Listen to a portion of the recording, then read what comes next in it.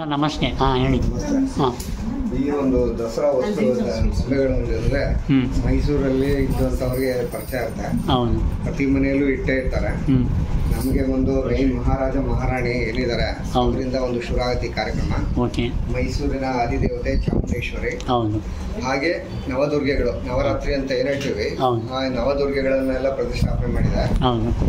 ನಮ್ಮ ಮೈಸೂರು ಅರಮನೆ ಈ 9 ದಿನಗಳಾದ್ಮೇಲೆ ದಶಮಿ ದಿನ ನಾವು ಒಂದು ಜಂಬೂ ಸವಾರಿ ಅಂತೇಳಿ ನಾವು ಒಂದು ಪ್ರತಿ ವರ್ಷ ನೋಡ್ತೀವಿ ಕಾರ್ಯಕ್ರಮ. ಈ ಒಂದು ಜಂಬೂ ಸವಾರಿಲಿ ಆನೆಗಳ ಒಂದು ಸಾರೋಟ ಇರುತ್ತೆ. ದಸರಾ ಇದು ಆನೆ ಪಟ್ಟದ ಆನೆಗಳು, ಕುದುರೆ ಇದು, ಆಮೇಲೆ ನೋಡಿ ಆನೆ ಸಾರೋಟ ಅಂತೇಳಿ. ಈ ಆನೆ ಸಾರೋಟಲ್ಲಿ ವಾದ್ಯಗೋಷ್ಠಿ ಇರ್ತಿತ್ತು. ಈ ಆನೆ ಅದನ್ನ ಲಿಫ್ಟ್ ಮೂವ್ ಮಾಡ್ಕೊಂಡು ಹೋಗ್ತಾ ಇತ್ತು.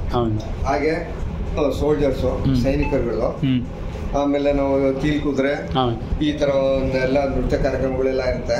ಎಲ್ಲ ಟ್ಯಾಬ್ಲೆಗಳೆಲ್ಲ, ಹಾಗೆ ವಿವಿಧ ಪ್ರದೇಶಗಳ ಮ್ಯೂಸಿಕ್ ಅವರು ಇರ್ತಾರೆ. ಹಾಗೆ ನಮ್ಮ ದೇಶ ವಿದೇಶಗಳಿಂದ ಬಂದು ಮೈಸೂರು ದಸರಾ ನೋಡುವಂತ ಗೆಸ್ಟ್ಗಳು ಇರ್ತಾರೆ. ಎಲ್ಲಾ ತರ ಅವ್ರು ಬಂದು ನೋಡಿ ಖುಷಿಯಾಗಿ ಹೋಗ್ತಾರೆ. ಈ ಒಂದು ಆನೆ ಸರತಿ ಸಾಲಲ್ಲಿ ಈಗ ಮೊದಲಾದ್ರೆ ನಾವು ದಿನ ನೋಡ್ತಾ ಇಲ್ಲ, ಈಗ ಜಂಬೂ ಸವಾರಿಗಿಂತ ಹೆಚ್ಚಾಗಿ ಈ ಆನೆ ಪೆರೇಡ್ ಏನಿದೆ ಡೈಲಿ ಬೆಳಗ್ಗೆ ಸಂಜೆ ಹೊತ್ತು, ಆ ದಸರಾ ಅಷ್ಟೇ ಜನಗಳು ಬಂದು ರೋಡ್ ಇಕ್ಕಲಲ್ಲಿ ನಿಂತ್ಕೊಂಡು ಆನೆಗಳನ್ನ ನೋಡೋಂತ ಒಂದು ವಾಡಿಕೆ ಆಗೋಗಿದೆ. ಈಗ ಮೊದಲಾದ್ರೆ ಒಂದು ಸ್ವಲ್ಪ ಆ ದಿನ ಮಾತ್ರ ಪ್ರಾಮುಖ್ಯತೆ ಇತ್ತು.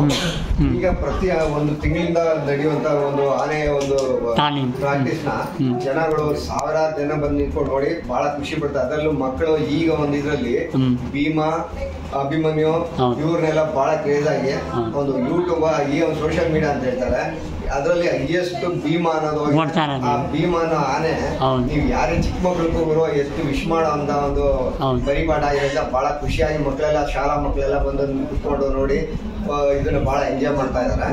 ಹಾಗೆ ಬಹಳ ಚೆನ್ನಾಗಿದೆ. ಈ ವಸ್ತು ಪ್ರದರ್ಶನ ವಿಶ್ವವಿಖ್ಯಾತವಾಗಿರೋದ್ರಿಂದ ಪ್ರತಿ ವರ್ಷ ಬಹಳ ಚೆನ್ನಾಗಿ ನಡ್ಕೊಂಡ್ ಬರುತ್ತೆ.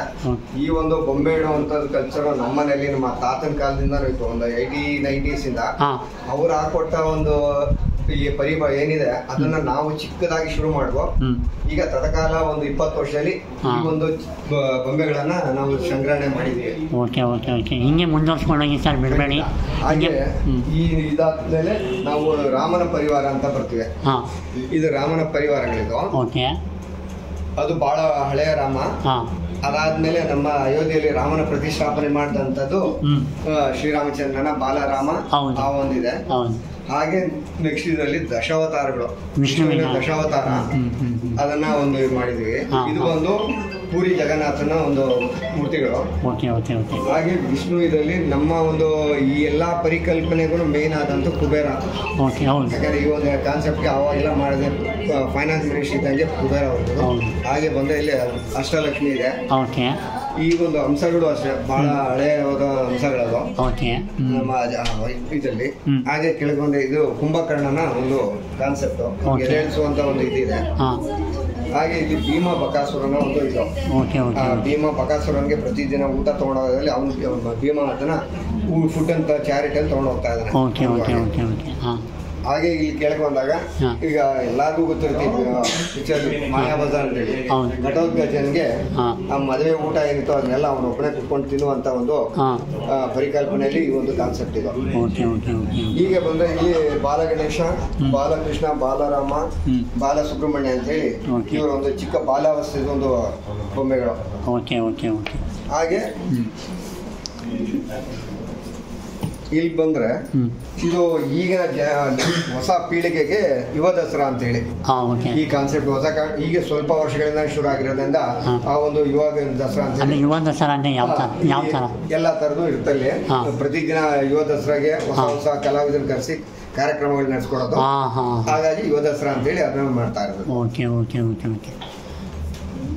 ಅಂದರೆ 20 ಇಯರ್ಸಿಂದ ನೀವು ಮುಂದುವರ್ಸ್ಕೊಂಡು ಬರ್ತಾ ಇದ್ದೀರಾ. ಹೀಗೆ ಕಂಟಿನ್ಯೂ ಮಾಡಿ ಸರ್, ತುಂಬ ಚೆನ್ನಾಗಿದೆ. ಮೈಸೂರು ದಸರಾ ಅನ್ನೋಕ್ಕೆ ಬೇರೆ ಕೇವಲ ನಾವು ಜಂಬೂ ಸವಾರಿ ಅನ್ಕೊತೀವಿ.